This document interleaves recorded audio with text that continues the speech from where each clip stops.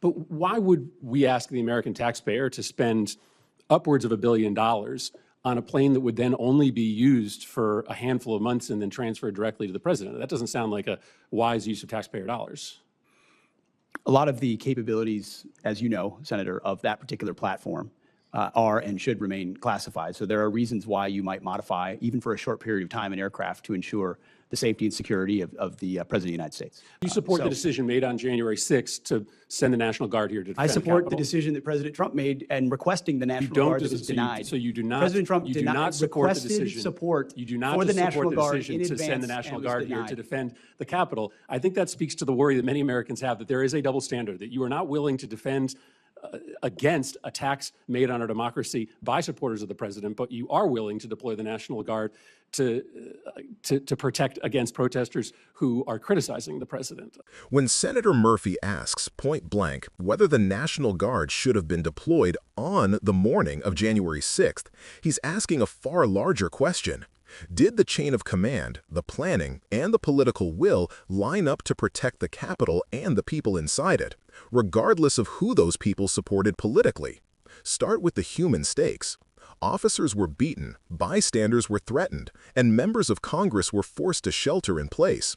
Those are not abstract talking points. They are trauma and broken bodies and an assault on the peaceful transfer of power that our democracy depends on. Thank you, Mr. Secretary, for being here today. I wanted to build on some of the questions that Senator Schatz was asking, just to try to build a fact predicate for some of the tough spending decisions we're going to have to make here. Just to confirm, I heard you say with respect to the gift of the plane from Qatar that we do not yet have a signed MOU with the government of Qatar. Is that right? Correct. We're in the process of working through that. And did you also say we don't have a signed contract with the company that is going to do the work? Or did you say that we have a contract, you're just not willing to disclose the terms? The terms should not be disclosed of anything related to an aircraft of this type. So in 2018, when the contract was signed with Boeing to do the upgrades or the new contracts for Air Force One, the terms of that contract were disclosed. They were made public. In fact, it was the Trump administration that issued a press release giving the total as $3.9 billion. Are you saying this time around, even after you signed the contract, you're not going to make public any of the terms of the contract? I wasn't involved in that previous administration decision, but we're happy to take a look. The Air Force testified before the House that that contract would likely deliver the new Air Force Ones by the 2028 timeframe.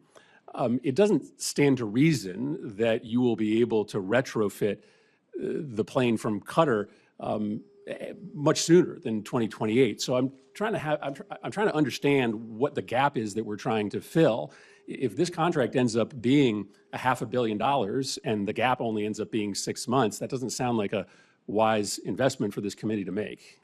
Senator, I would defer to the expertise of the Air Force as far as timing of modifications and when that would happen, but there's also been delay after delay after delay on the Boeing side, so I don't know that's a firm fixed date yet, unfortunately, can be counted on. So obviously the underlying question here is what is going to happen to the plane at the end of Trump's presidency. The president said on May 12th that this plane would be transferred to his presidential library at the end of his term. Is that your understanding of what is going to happen to this plane? The president said that. That's my understanding, although I would look at what comes out in the MOU. But why would we ask the American taxpayer to spend upwards of $1 billion on a plane that would then only be used for a handful of months and then transferred directly to the president? That doesn't sound like a wise use of taxpayer dollars.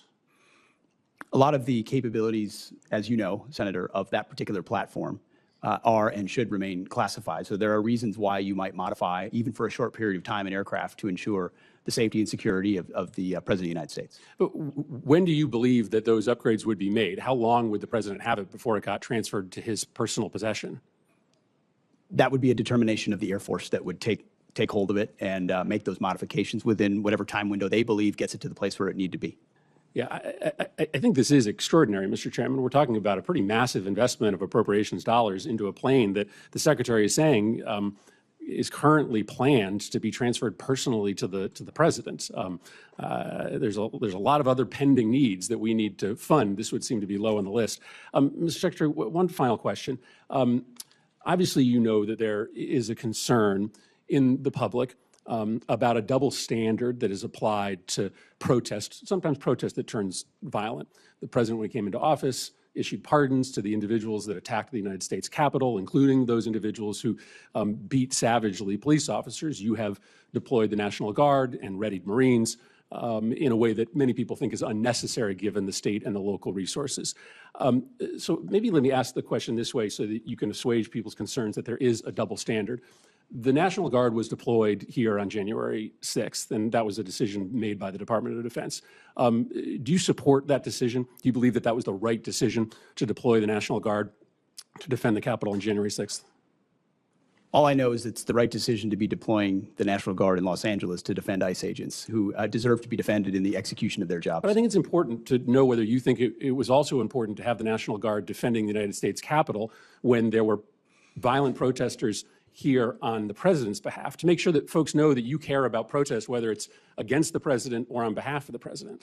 Senator, I was in the Washington, D.C. National Guard when that happened and was initially ordered to go guard the inauguration of Joe Biden.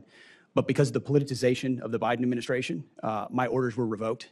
And ultimately, because of the politics that were being played inside the Defense Department by the previous administration. But you support the decision made on January 6th to send the National Guard here to defend I support the the Capitol? decision that President Trump made and requesting the National Guard that was denied. So you do not. President Trump you do not support the decision. Support you do not for the support National the Guard decision in to send the advance National and was Guard here denied. to defend the Capitol. I think that speaks to the worry that many Americans have that there is a double standard, that you are not willing to defend against attacks made on our democracy by supporters of the president, but you are willing to deploy the National Guard to protect against protesters who are criticizing the president.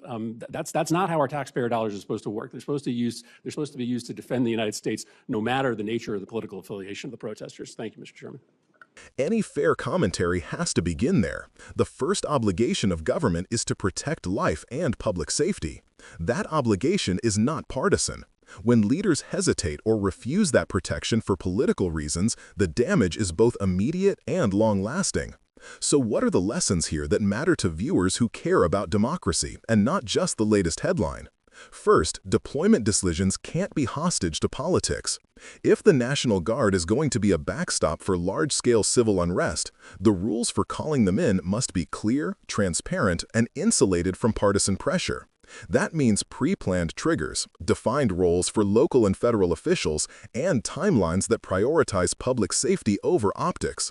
Vague memos and behind-closed-doors reversals don't cut it when people's lives are at stake.